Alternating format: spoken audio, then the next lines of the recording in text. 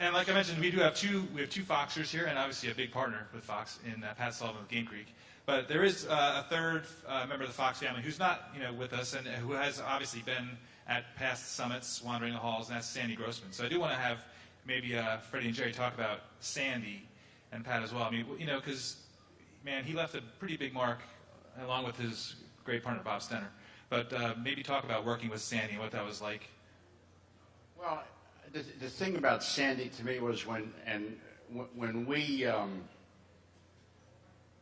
mean, I was in West Virginia when we found out that Fox had gotten the NFC contract, right? And I was working a CBS remote that was a must-carry Division III college game, and it was raining, and all of a sudden it came across a wire that CBS had lost the NFC and Fox had gotten the contract. And guys were ready to leap off the top of the truck because they had mortgages and families and, oh my God, who's Fox?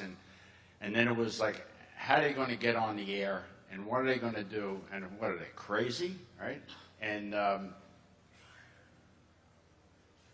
so, what evolved was David and Ed knew they had to get the best, the very best, and not miss a beat.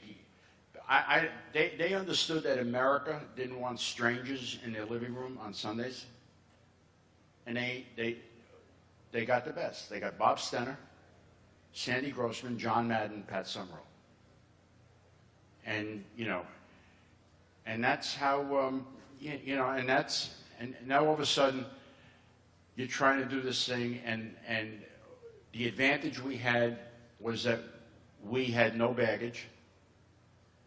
The problem we had was that we had no baggage, right?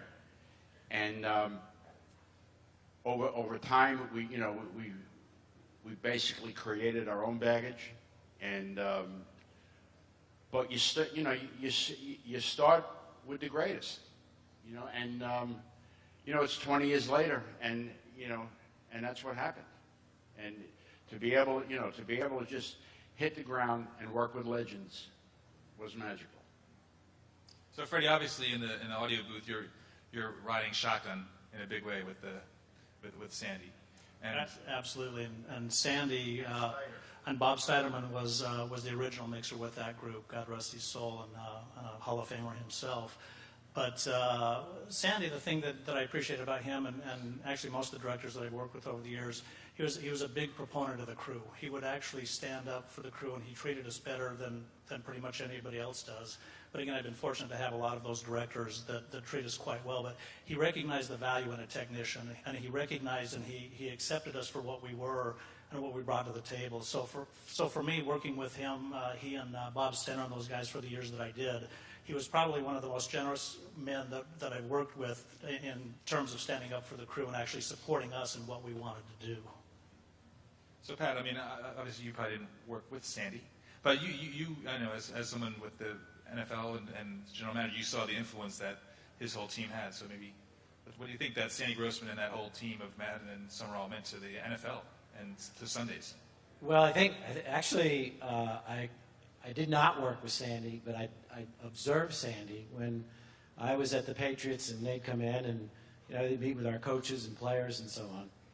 And what I learned from him that has been carried out and been confirmed over time is the really great producers and really great directors have exactly what Freddie just talked about, and that is intense loyalty among the crew. And they don't scream at them. Well, sometimes they don't. Not all the time. You haven't been in the truck lately, have you? But when they do, there's a reason behind it, and everybody accepts it, and everybody understands that behind all that is a bunch of respect. And that's what I actually learned watching Sandy Grossman when I was in really an observer from right field.